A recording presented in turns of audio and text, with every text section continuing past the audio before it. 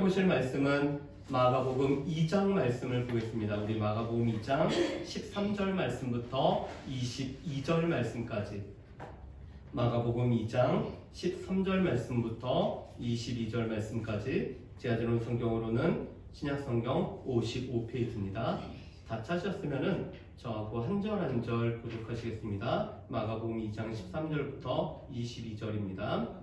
예수께서 다시 바닷가에 나가심에 큰 무리가 나왔거늘 예수께서 그들을 가르치시니라. 또 지나가시다가 알페오의 아들 레위가 서세관에 앉아있는 것을 보시고 그에게 이르시되 나를 따르라 하시니 일어나 따르니라. 그의 집에 앉아 잡수실 때 많은 세리와 죄인들이 예수와 그의 제자들과 함께 앉았으니 이는 그러한 사람들이 많이 있어서 예수를 따름이러라. 바리새인의 서기관들이 예수께서 죄인이 세리들과 함께 잡수시는 것을 보고 그의 제자들에게 이르되 어찌하여 세리들이 죄인들과 함께 먹는가. 예수께서 들으시고 그들에게 이르시되 건강한 자에게는 의사가 쓸데없고 병든 자에라야 쓸데있느니라. 나는 의인을 부르러 온 것이 아니요 죄인을 부르러 왔노라 하시니라. 요한의 제자들과 바리새인들이 접촉하고 있는지라. 사람들이 예수께 와서 가되 요한의 제자들과 바리새인의 제자들은 금식하는데 어찌하여 당신의 제자들은 금식하지 아니하나이까. 예수께서 그들에게 이르시되 혼인집 손님들이 신랑과 함께 있을 때에 금식할 수 있느냐? 신랑과 함께 있을 동안에는 금식할 수 없느니라. 그러나 신랑을 빼앗길 날이 있으니 그날에는 금식할 것이니라. 생배 조각을 낡은 옷에 붙이는 자가 없나니 만일 그렇게 하면 기운 새 것이 낡은 그것을 당기어 헤어짐이 더하게 되느니라.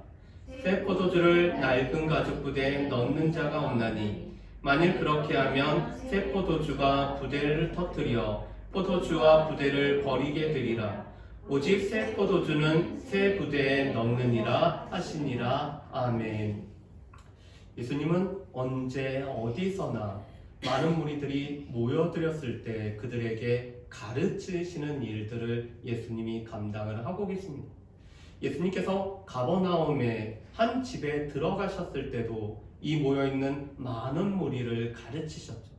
그런데 예수님께서 이 가버나움에서 갈릴리 바닷가에 가셨을 때 또 많은 무리가 예수님을 따르고 있을 때 그들에게도 여전히 가르치시는 예수님의 모습을 볼 수가 있습니다. 이것은 예수님의 제자들도 마찬가지였죠.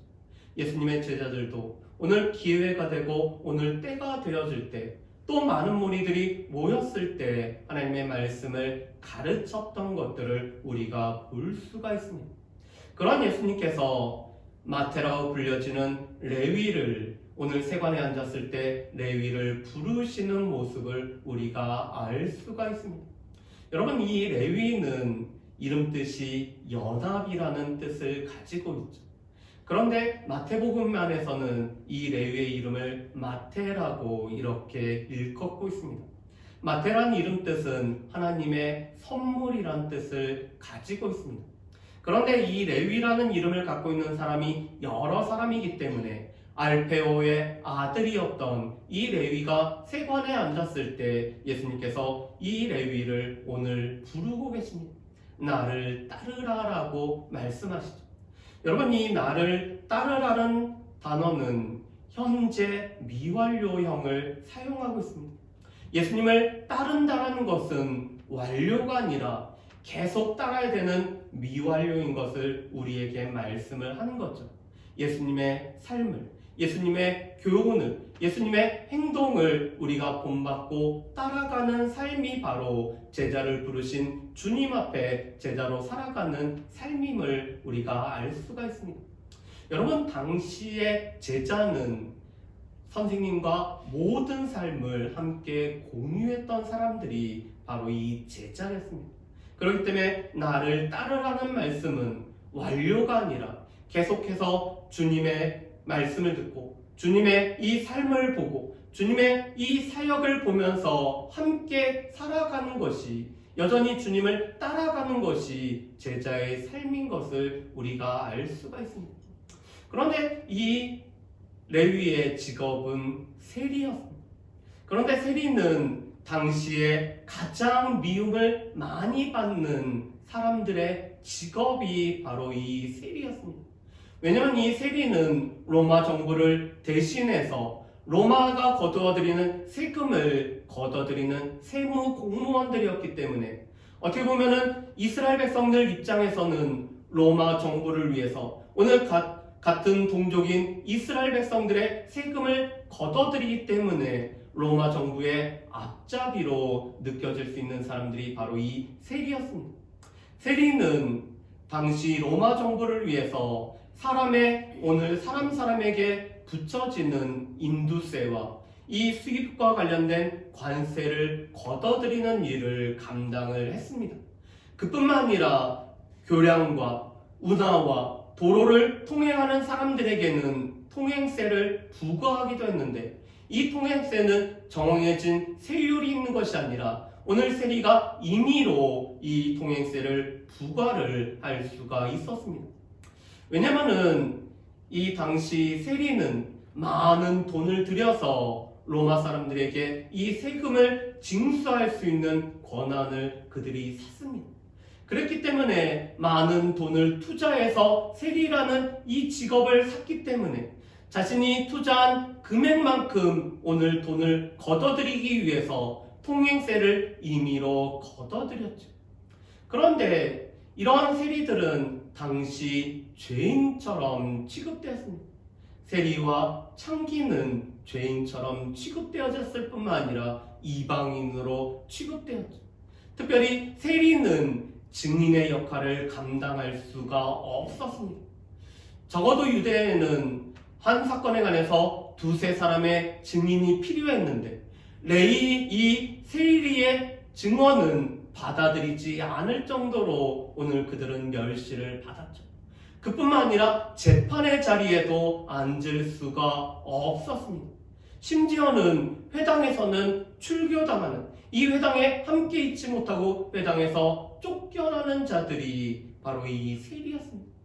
누가복음 18장 13절 말씀에 보면은 예수님께서 바리새인과 세리가 성전에 올라가서 기도하는 내용에 관해서 말씀을 하고 계십니다. 그런데 예수님의 말씀은 당시 바리새인과 이 세리들의 모습을 잘 반영을 하고 있습니다. 이 바리새인은 따로 서서 오늘 하나님 앞에 내가 일주일에 몇 번을 금식하며 내가 어떤 일을 했는지를 자랑스럽게 말하면서 하나님 앞에 기도를 하고 있습니다. 반면에 이 세리는 멀찍이 떨어져서 감히 하늘을 우러러러 보지도 못하고 가슴을 치면서 나를 불쌍히 여기소서 나는 죄인이로소이다라고 오늘 고백을 하고 있습니다. 이것은 사람들이 세리를 죄인으로 여겼던 것처럼 세리 자신도 자신을 죄인으로 여겼던 당시의 모습을 반영을 하고 있습니다. 그런데 예수님께서 이 세리였던 레위를 지금 예수님이 나를 따르라라고 예수님의 제자로 오늘 부르고 계셨습니다. 레위는 예수님의 제자가 되어서는 그의 집에 잔치를 베풀고 있습니다. 그런데 이 잔치 자리에 예수님과 제자들과 함께 있는 사람들은 세리들과 많은 죄인들이 이 자리에 함께 앉아서 먹고 있었습니다. 그 이유를 오늘 15절 하반절에는 이렇게 말씀하시죠. 이는 그러한 사람들이 많이 있어서 예수를 따름이라. 오늘 그러한 사람들에게 오늘 손가락질 받고 오늘 죄인들이라고 낙인 찍혀지고 오늘 세리기 때문에 성종치 않는 사람들이 많이 있어서 예수님을 따랐기 때문에 또 이 레위의 집에 잔치를 벌였을 때 오늘 레위가 이 많은 사람들을 오늘 예수님과 함께 식사하는 자리에 초대했기 때문에 이러한 사람들이 많이 있어서 함께 먹고 있습니다. 그런데 예수님과 이 세리들과 죄인들이 함께 먹고 있는 것이 바리새인의 서기관들에게는 불편할 뿐만 아니라 예수님의 제자들에게 예수님을 비난을 하고 있습니다. 여러분, 우리가 지난주에도 서기관들의 모습을 보았었죠. 오늘 율법에 정통하다라고 자부했었고, 그렇기 때문에 이 율법을 가지고 다른 사람들을 판별할 수 있다라고 자칭 간별사가 되었던 이 서기관들, 그 중에서 바리새파 서기관들은 특별한 특권의식이 그들 가운데는 있었습니다. 왜냐하면 이 바리새라는 이름 자체가 구별된 자를 뜻하고 있습니다. 우리는 다른 이스라엘 백성들과는 달라.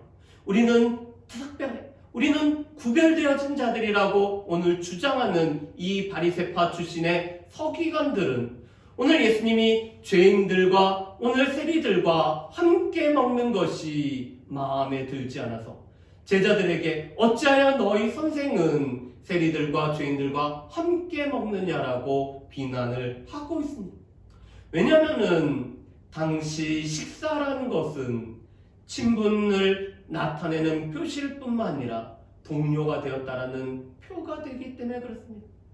우리도 보통 남자들이 이 친해지기 위해서는 세 가지를 같이 해야 된다라고 합니다. 같이 먹고요, 같이 자고요, 같이 목욕탕에 가서 모든 걸 다 보여줄 수 있어야지 이렇게 친해진다라고 하죠. 그런데 당시에도 함께 식사 자리에 앉는다라는 것은 우리가 친분 관계를 맺었을 뿐만 아니라 우리가 동료가 되었다는 것을 나타내고 있습니다. 그렇기 때문에 바리새인들의 서기관들은 이 세리들과 죄인들과는 함께 앉아서 먹어서는 안 되기 때문에 이 세리들과 죄인들과 함께 먹으면은 죄인이 된다라고 여겼기 때문에 오늘 예수님을 비난을 하고 있습니다. 그런데 이 소리를 들으시고 예수님이 이렇게 말씀하시죠. 여러분, 우리 17절 말씀을 우리 같이 한번 읽어보실까요? 17절 말씀 우리 같이 읽어보겠습니다.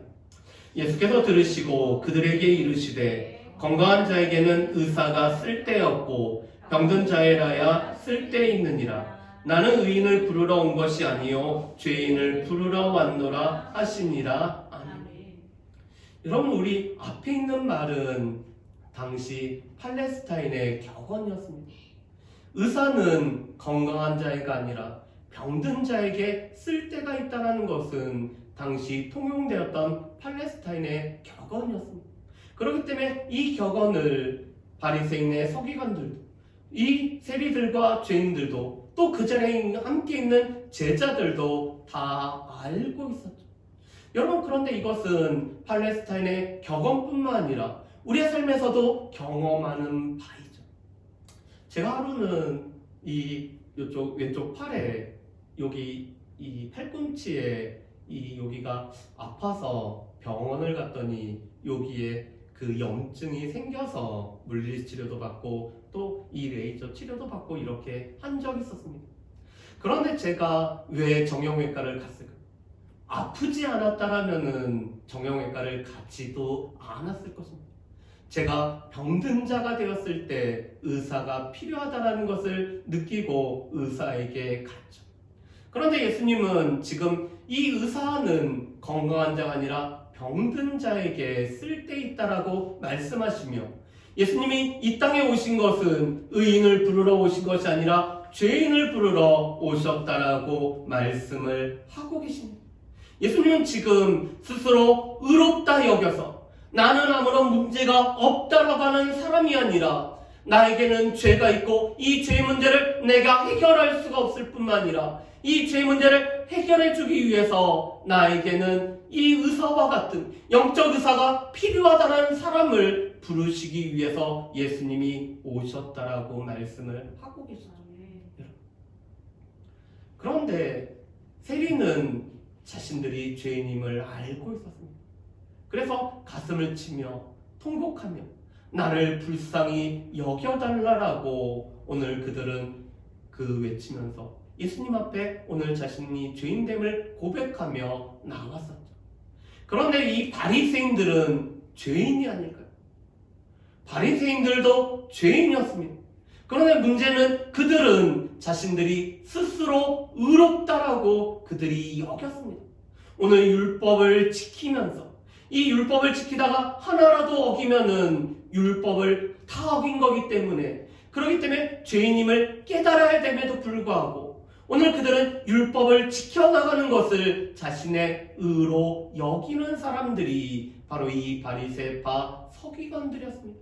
그래서 오늘 예수님이 나는 의인이 아니라 죄인을 부르러 오셨다라는 이 말씀을 듣고도 자신들이 죄인됨을 온전히 깨닫지 못하기 때문에 의사가 되신 주님 앞에 오늘 고침을 받기 위해서 나아오지 못하고 있죠. 그런 가운데 이 잔치의 자리에 어떤 사람들이 와서 요한의 제자들과 바리새의 제자들은 금식을 하고 있는데 어찌하여 당신의 제자들은 금식을 하지 않는지 예수님 앞에 오늘 물어보고 있습니다. 아마도 사람들은 당시에 이 세례 요한의 제자들과 바리새파 사람들의 제자들은 경건하기 때문에 그 경건한 모습이 나타나는 것은 금식이라고 오늘 생각을 했던 것 같습니다. 실제로 유대인들은 1년에 한 차례 금식을 하게 됐습니다. 1년에 자신의 모든 죄를 용서함을 받는 대속죄일에 그들이 이 금식을 하게 됐죠. 그렇지만 경건하다라고 자부하는 유대인들은 금식하는 일들이 더 많았습니다. 적어도 1년에 4차례 정도는 금식을 행했죠. 여러분, 우리 스가랴서 8장 9절 말씀에 보면은 당시 유대인들이 넷째 달과 다섯째 달과 일곱째 달과 열째 달에 금식을 하고 있던 모습을 말씀을 하고 있습니다. 그런데 이 모든 것은 성전이 파괴가 되고 오늘 바벨론의 포로로 끌려가는 그 달을 기억하면서 오늘 나라 민족을 위해서 금식을 했던 게 바로 넷째 달과 다섯째 달과 일곱째 달과 열째 달의 모습이었습니다. 그런데 바리새파 사람들은 거기에서 더 나아가서 일주일에 월요일과 목요일은 금식하는 일을 행했습니다. 그뿐만 아니라 자신들이 금식한다는 것을 많은 사람들에게 알림으로 말미암아 우리가 얼마나 경건한지를 나타냈던 것이 바로 이 바리새파 사람들의 모습이었죠. 그렇지만 금식이라는 것은 우리의 마음을 괴롭게 하는 것입니다. 이것은 누군가에게 보여주는 것이 아니라 우리의 마음을 괴롭게 함으로 말미암아 우리가 하나님 앞에서 어떠한 존재인지를 깨닫는 시간이 바로 이 금식하는 시간입니다. 그렇기 때문에 이사야서 58장 말씀을 보면은 우리의 금식을 통해서 흉악의 결박을 풀어주는 일들을 행할 뿐만 아니라 선을 행하는 일을 행해야 되는 것이 우리가 행하는 금식과 더불어서 살아가는 삶임을 말씀을 합니다. 그렇지만 예수님은 지금 이 사람들에게 3가지 비유를 들어서 지금은 금식을 할 시간이 아니라 지금은 새로운 시대임을 예수님이 말씀을 해주고 계십니다. 첫 번째로 예수님은 지금 혼인집에 신랑이 있기 때문에 이 신랑과 함께하는 사람들은 지금은 금식을 하는 것이 아니라 함께 먹고 마시고 즐기는 것이라고 말씀을 하고 있습니다. 두 번째로 생배 조각을 가지고 낡은 옷에 오늘 기우게 되면은 이 낡은 옷이 생배 조각으로 말미암아 이 찢어짐이 더 심해질 것에 관해서 말씀을 하십니다. 세 번째로 새 포도주를 낡은 가죽 부대에 넣게 되면은 이 새 포도주가 발효가 되어서 기포가 생성되면은 유연성이 떨어지는 낡은 부대가 이 새 포도주를 견디지 못해서 낡은 부대가 터짐으로 말미암아 새 포도주와 낡은 부대가 다 쓸모 없어짐에 관해서 예수님이 말씀을 하십니다. 여러분, 이것은 비유입니다. 지금 이 자리에 앉아있는 사람들이 이 이야기를 듣고 이것이 무엇인지를 알 수 있게 쉽게 말해주는 비유죠. 그런데 이 비유를 통해서 예수님은 지금 이 혼인집에 오신 신랑 되시는 분이 바로 예수님 자신이심을 말씀을 하고 있습니다. 여러분, 호세아서 2장 19절부터 20절 말씀에 보면은 하나님께서는 친히 신랑이 되어서 신부가 되는 이스라엘을 찾아오심에 관해서 말씀을 하고 계십니다. 그런데 그 신랑이 바로 예수님이셨고, 예수님이 이 혼인집에 신랑으로 오셨기 때문에 오늘 이 잔치에 초대된 자들은 함께 누리고 오늘 즐기는 시간임을 말씀을 합니다. 이것은 예수님으로 말미암아 오늘 천국 복음이 증거되어지고, 그래서 하나님 나라의 복음이 도래됨으로 말미암아 우리 가운데는 하나님의 구원과 은혜를 누리는 새로운 시대가 시작되었음을 말씀을 하고 계시죠. 그렇지만 예수님이 또 이런 말씀도 하고 계십니다. 우리 20절 말씀을 한번 보실까요? 20절 말씀을 보면 이렇게 되어 있습니다. 그러나 신랑을 빼앗길 날이 이르리니 그날에는 금식할 것이니라. 아멘. 여러분, 지금은 예수 그리스도로 말미암아 오늘 이 복음의 새로운 시대로 말미암아 즐기고 누리는 시간이지만 신랑을 빼앗기는 날이 있을 것이고, 그때는 제자들이 이 신랑을 빼앗김으로 말미암아 슬퍼하며 금식할 것을 말씀을 합니다. 이것은 장차 예수님이 어떻게 되실 것을 예수님이 미리 말씀을 하신 거죠. 이미 예수님은 이 사역 처음부터, 오늘 이 사역을 처음 시작할 때부터 예수님은 십자가의 길을 가셔야 된다는 것을 아셨기에 신랑 되시는 예수님이 빼앗길 날이 오늘 이 제자들에게 있을 것을 지금 미리 말씀을 하고 계십니다. 여러분, 지금은 이 옷감도 많아지고 또 우리의 이 양말도 풍부하고 이 의류가 풍부하기 때문에 우리가 이 덧대거나 기우는 일이 없지만, 제가 어렸을 때만 해도 이 양말에 구멍이 나거나 하면은 그것에 이 구멍 난 곳을 기우는 일이 있었죠. 그런데 기울 때 새천을 가지고, 오늘 이 한 번도 사용하지 않은 이 새 배천을 가지고 낡은 옷에 기워서는 안 됩니다.